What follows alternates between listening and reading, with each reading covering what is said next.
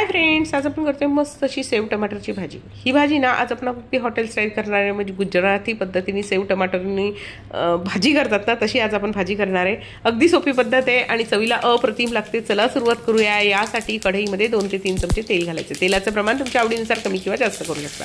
त्यामध्ये मोहरी घालायची, मोहरी तडतडली की मोहरीच्या निम्म जिरं घालायचं आहे। जिरे छान तडतडू द्यायचं आहे आणि त्यानंतर आपण 2 मध्यम आकाराचे कांदे बारीक चिरून घातले। कांदा आपल्याला नरम झाला की त्यामध्ये 7 ते 8 लसूण पाकळ्या आणि जिरं हे ठेचून घातले।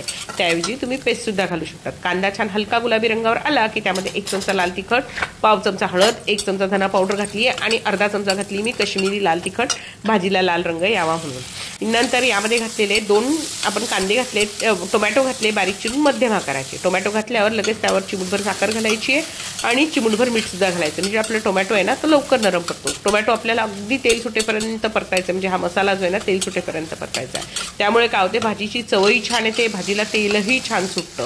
जोपर्यंत टोमॅटोला मस्त तेल सुटत नाही ना तोपर्यंत छान परतत राहायचं आणि परतताना ना चमचेच्या साहाय्याने ते मॅश करत जायचं, म्हणजे टोमॅटो आणि कांद्याचा मसाला आहे ना छान एकजीव होतो। तर बघा आपल्या टोमॅटोला तेल सुटलंय, परंतु अजून थोड्या वेळ परतूया, म्हणजे अजून त्याला छान तेल सुटेल। बघा अजून तेल सुटले, मस्त भरपूर तेल सुटलं की त्यामध्ये घातली आपण थोडीशी कसुरी मेथी। कसुरी मेथीने याला चव खूप छान येते।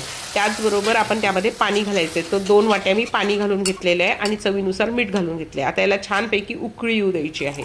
पाणी घालताना कोमट पाणी घालायचं, म्हणजे पटकन उकळी येते, तेलही लवकर वर येतं।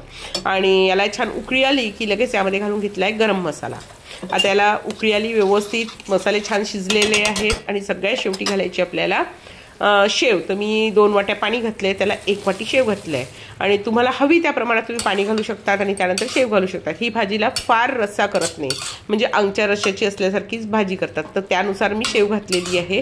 तर अशा तऱ्हेने आपली शेव टमाटरची भाजी तयार झाली। सगळ्यात शेवटी घातली कोथिंबीर।